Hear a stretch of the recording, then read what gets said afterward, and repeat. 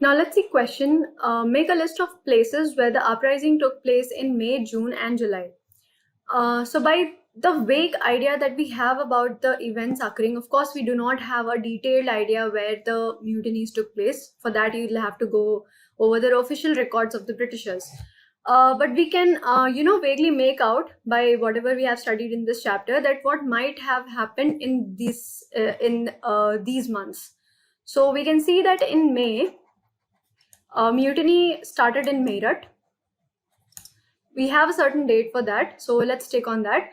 Mutiny started in Meerut. Then the soldiers, then the sepoys, they proceeded to Delhi to proclaim Bahadur Shah Zafar as their king. So we can presume safely that June, Delhi, along with what are the other places that are nearby to Delhi. So it would take some time to take the letters of the Bahadur Shah to respective rulers of the states who were willing to participate in the mutiny. So Delhi, we have Lucknow and we have Kanpur, because these two came and took active part in mutiny very soon after the news reached that sepoys have broken into mutiny and Bahadur Shah Zafar had given his blessings to this rebellion. Now we can safely assume that in July, by the time July, it also spread to Jhansi and Bihar. Now this is just an assumption. These are not the specific dates, specific months during which these events might have happened. It happened continuously over a long period of time. We all know that it took British East India Company 2 years to repress the war on a whole level. So of course that did not happen in months, that happened in years. From August, the Britishers, they started to retaliate, but soon they realized that they would not be able to suppress the battle by the soldiers that they have in India alone. So they called for reinforcement from England, and the reinforcements, it arrived, and by the end of September 1857, they were able to recapture Delhi. So Delhi was recaptured, but even after crushing these people, even after crushing most of the mutineers by 1858, the people, they were still mutinying. The people, they were still rebelling. They were disobeying the orders and they were disobeying the policies and laws of the English East India Company. So of course it took over 2 years for the English East India Company to suppress the battle altogether. Let's see what are the implications that happened because of this battle. So of course any battle would have its consequences and its implications on its own. What kind of implications were there that took place for the subjects, for the Indian subjects, as well as the East India Company, as well as the crown, which was there in the Britain? The aftermath. So after the English East India Company, they suppressed the revolt by 1859. It took 2 years almost to suppress the whole revolt, because the people were also very, very willing to take part in this revolt. An active participation they wanted in this revolt, because they were also being exploited for a very long time, and they were just done with everything that the East India Company had done to them. So in aftermath of this revolt, it was very, very clear that English East India Company could not be there. Like, people, they were not ready to tolerate any more of the exploitation of this English East India Company. So they would have to, be more softer towards English people. Okay, you were earning your profits, but then what was the need to exploit us? But of course that was important for us, because if we had not tasted the medicine of exploitation, then we would not have took up arms and rebelled against these people. Of course we'll also learn about this in the history of modern India as well, like when we have our actual war of independence, when we fought for our independence. The first implication of this was the transfer of power to the company, from the company to the British Crown. Now the Crown, they wanted to take the responsibility and the administration of India in their own hands. So they appointed the Secretary of State. A Secretary of State was appointed by the British Parliament, who was to look after all the matters pertaining to India. So and a viceroy, the Governor General of the Territory of India, was given a title of viceroy. Now they were directly responsible to the British Parliament, to the Crown. So both these people, they were directly in control to the parliament. Basically, English East India Company, they lost their administrative and authoritative power after this on, because the crown, they thought that it was not very, very wise to keep the English East India Company after this massive revolt that has taken place. They could lose the power and profit altogether from India if this revolt continued, and if the people, they thought that somehow East India Company is going to suppress us for furthermore years. So the crown took power, and of course it appointed Secretary of State. Second was Indian rulers, they were allowed to hold their kingdoms as subordinate to the king. So the Indian rulers, they were not being stripped off of their right. They were not being stripped off of their position that they were holding as a king, but they were allowed to take this position only after they agreed to be subordinate to the queen. Like, they accept that the queen is the paramount power. The queen, we are below the queen. So only after that they were allowed to take their kingdom as kings. These were, we can assume that these were the soft measures that the British, they were trying to, be gentle towards Indian, be sympathetic and gentle towards Indian, in order to confide them again, in order to confide with them again, in order to gain their support, to be there again. So these were the steps that the Britishers, they were taking, and holding the kingdom and letting the kings holding their kingdom was kind of a thing that that could make these kingdoms, and these kings suppressed, because if they were to hold their kingdom, of course they would not start again a rebellion. Number 3 was reduce the proportions of the Indian sepoys. Now they were very, very clear that if we keep more Indian sepoys here, then there is a possibility that they would again come with another rebellion. So it is pertinent that we keep more British soldiers here. The percentage of the British soldiers should be more than the percentage of the Indian soldiers. So whenever there is kind of rebellion, whenever there is kind of disrest, and whenever there is this kind of distrust and resentment among these soldiers, then the British soldiers would be there to pacify and would be able to handle them in a very efficient and sufficient way. So that is why they reduced the proportion of Indian sepoys.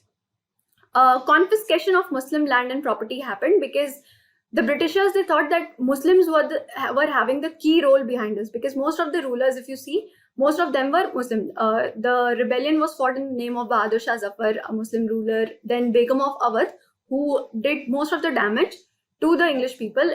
She mobilized all the groups, all the people. So most of these people, they had this major Muslim population who participated actively in the First War of Independence. So that is why they thought that Muslim were after this. Because of Muslim support it happened, so they confiscated the lands and property of Muslim, and they also saw them with distrust now. They were not trusting Muslims anymore. Now, 5th was land rights given to landlords and zamindars. So the Britishers, they were very sure that now they would have to be soft with the people who hold the power positions. They would have to be soft to the people so that they would not rise up against them.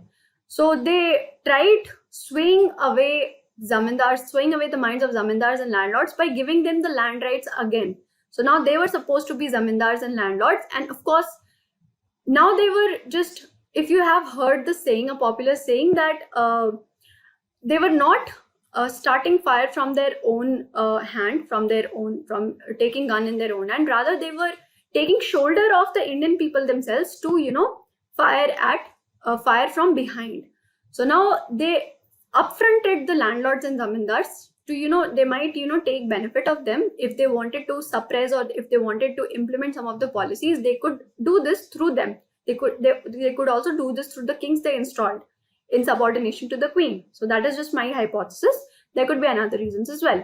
So that is what all happened during 1857, before 1857, and post 1857. This was the first war of independence for us, but it was a sepoy mutiny for the British East India Company. Of course, British East India Company was uprooted after this battle.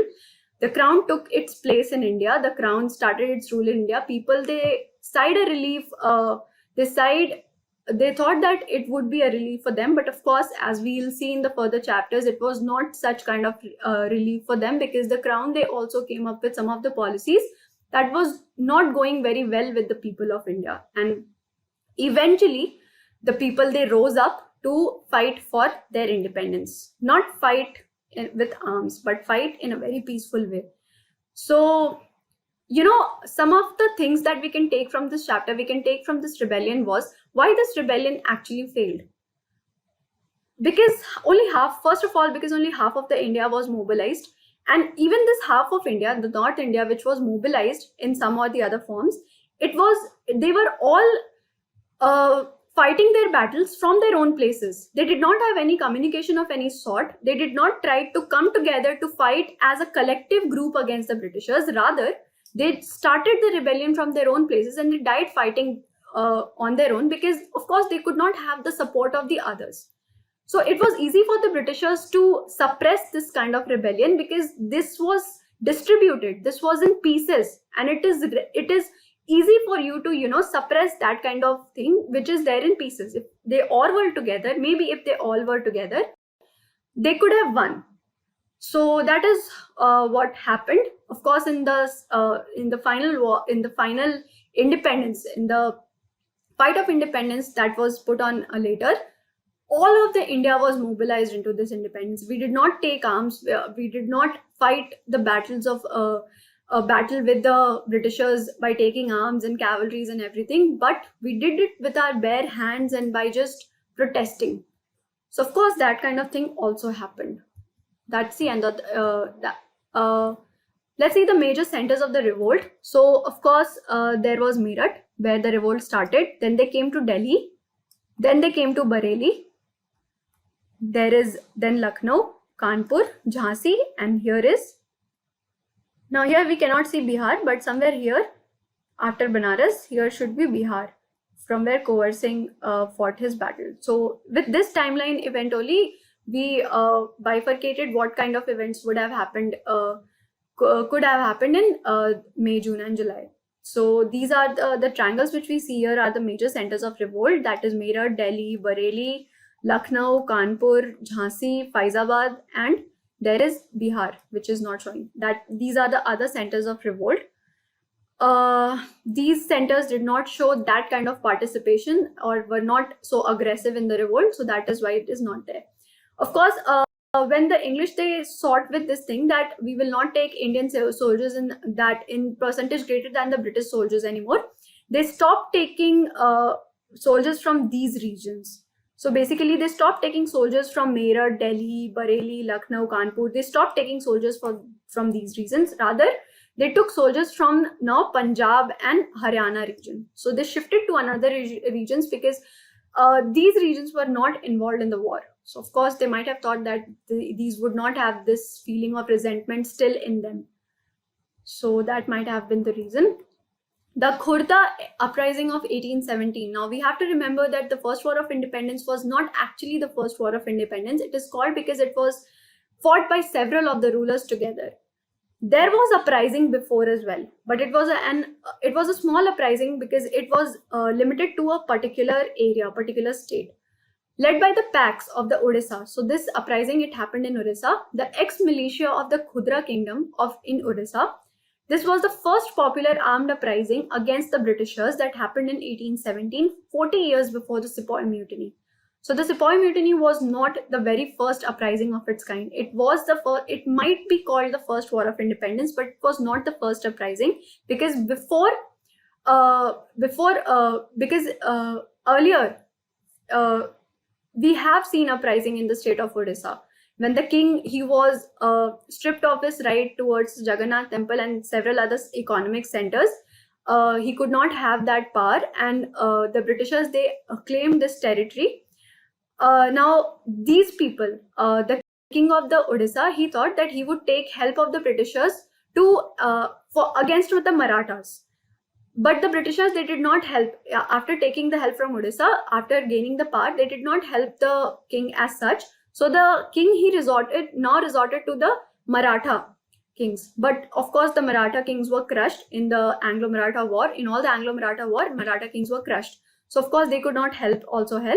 The people now, they started revolting, and they urged the king to stand back, and they would support them. But that could also not see a victory against the Britishers. The Britishers again claim the territory. So this was Khurda uprising. It is given in a detailed way in the book. We should all go back and read it very thoroughly. Now let's see the questions of this chapter. Question 1 is, what was the demand of Rani Lakshmi Bai of Jhansi that was refused by the British? So Rani Lakshmi Bai, she was a victim of doctrine of lapse, and she had this, after her husband died, she had this adopted son of hers, which she wanted to be the king, the next king of Jhansi. But the Britishers, because they had implemented the doctrine of lapse policy, according to which no adopted son would be called as an heir of this kingdom, they denied this urge of Rani of Jhansi, and they denied that the adopted son would be seen, recognized as the heir. So this was the claim that was refused by the Britishers. It enraged Rani Lakshmi Bai, and she also participated in the rebellion because of this. Question 2 is, what did the British do to protect the interest of those who converted to Christianity? It ensured that all these people who converted to Christianity would have their land rights. They would have their land rights.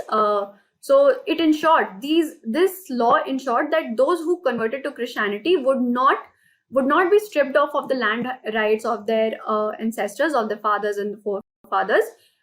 Instead, they would have all the claim on the lands of their fathers and their ancestors.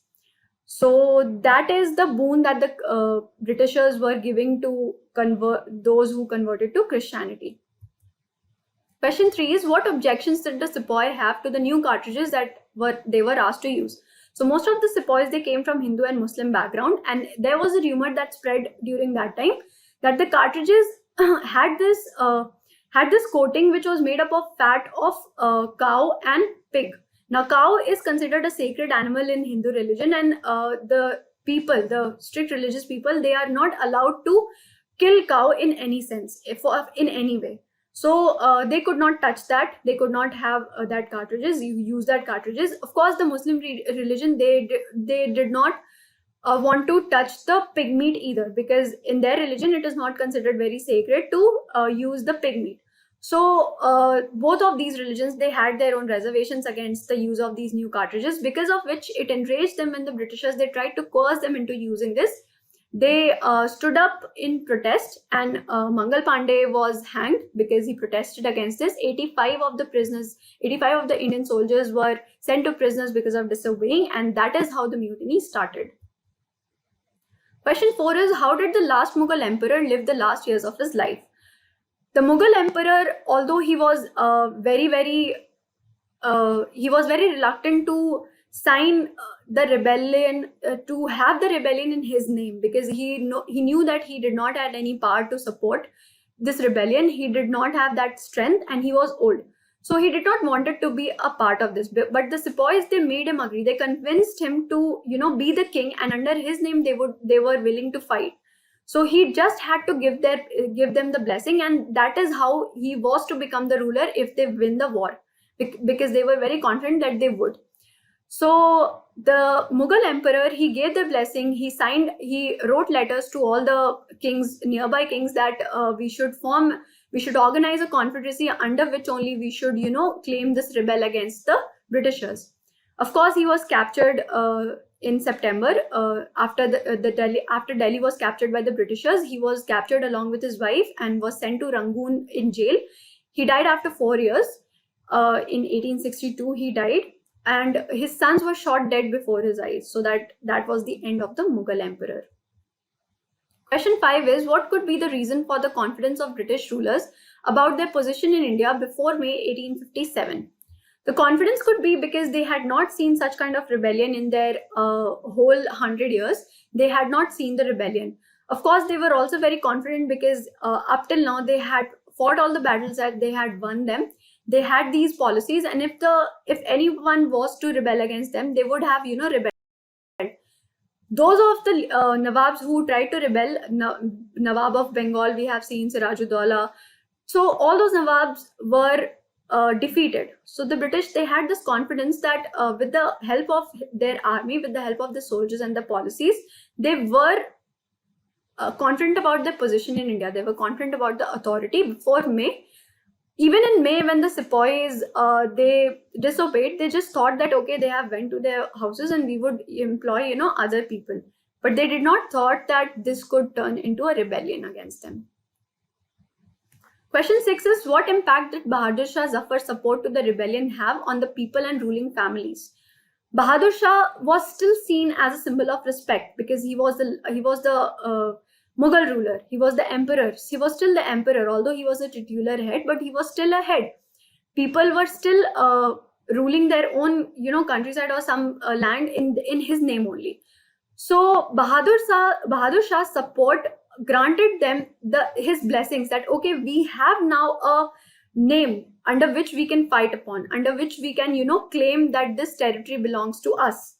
So that is the kind of effect that it had on the people, that they were all able to connect with a name. They were all able to connect with a name, not only connect with a name, they were now capable, they were willingly ready to give Bahadur Shah the title of emperor again after defeating the British. So they all wanted to mobilize into a united group, and they wanted to fight in the name of Bahadur Shah. Question 7 is, how did the British succeed in securing the submission of the rebel landowners of Awadh? So the British, they tried to reward those landowners who were there, who were showing their willingness to support the Britishers. They were told that they would be allowed to claim their land rights and their heritage. Like they would be allowed to claim their lands, and of course their sons would also have a claim to this. So basically they were given the land rights, they were given the lands, the landowners and the zamindars. They were also told that they will be rewarded if they try to support, if they showed support to the Britishers, if they do not participate in the rebellion. Question 8 is, in what ways did the British change their policies as a result of the rebellion of 1857? So we have seen what happened in the aftermath. The Britishers, before the aftermath, they tried to reward people who were willing to join them, they tried to bribe people in some sense that okay, we'll give you land rights if you join with us, or if you are rebelling, then if you surrender in front of us, we will recognize your land rights as well. You would be able to claim your land rights. But after the rebel of 1857, it was very clear that the Britishers, the East India Company, were not trusted by the Indian people anymore, and the crown now took whole the administrative responsibility of India. The secretary was sent by the parliament to India to oversee all the affairs of the India, and there were several changes that were made as a result of the rebellion of 1857. We have seen that in the aftermath. Now let's have a quick recap of this chapter. Events timeline. 1856, we all know that Awadh was taken over by the British on the allegation of misgovernance. May 1857, there was a start of rebellion. In April, Mangal Pandey was hanged, and in 1857 May, 85 of the sepoys were sent to prison because they disobeyed. They were sent to prison for 10 years, after which they stood up in mutiny. 8th of April, Mangal Pandey was hanged. 10th of May 1857, soldiers marched to Meerut jail, and eventually they freed all the prisoners that were already there in the British jails, and they mobilized themselves and they reached Delhi claiming that they were fighting in the name of Bahadur Shah. They convinced Bahadur Shah to give his blessings to them. In September 1857, Delhi was again recaptured by the British. Bahadur Shah, along with his wife, was sent to prison in Rangoon. In 1858, powers were transferred to the British Crown. Now the British Crown introduced management and administration according to its own.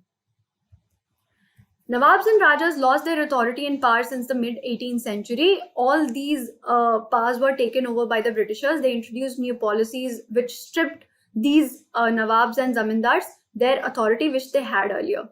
The peasants and zamindars from the countryside resented the high taxes and rigid methods of revenue collection. Of course, they were not able to give that kind of high revenue to the Britishers. They deserted their lands. They were not willing to submit to the massive exploitation that the British East India Company was doing to them. The Indian sepoys who were employees of the company were unhappy about their pay and the allowances and the conditions of service. Of course, it was not equal to what all the British sepoys used to get. It was also against, some of the people also saw that as against of their religious beliefs. In May 1857, English East India Company faced a massive rebellion triggered by the hanging of a sepoy, Mangal Pandey, in Barrackpur. That worked as a spark upon the fire that was already, ready to burn. It was one of the biggest armed rebellions against colonialism in 1800s. That was a massive rebel that the British saw, because they could not see this one coming. They could not see that even these people could turn up in rebel. So this was a huge gesture for them as well. They had to call reinforcement to suppress this rebellion. In the aftermath, powers were transferred from the company to the crown. The crown wanted to take the administrative and authority decisions in its own hands now, because after seeing this rebellion, they were very unsure if the East India Company would be trusted by the Indian people again, and they did not want it to lose India as their colony. So this happened. Of course, that's the end of the chapter. Hope you liked the video. Let's of course read the NCERT books side by side as well. Make notes of all the important points, write it with a different pen so it is easier for you to remember. Don't write all the things, don't write all the dates, just remember the important events and some of the important people. Thank you very much. Hope you like this video. We'll connect again. Thank you.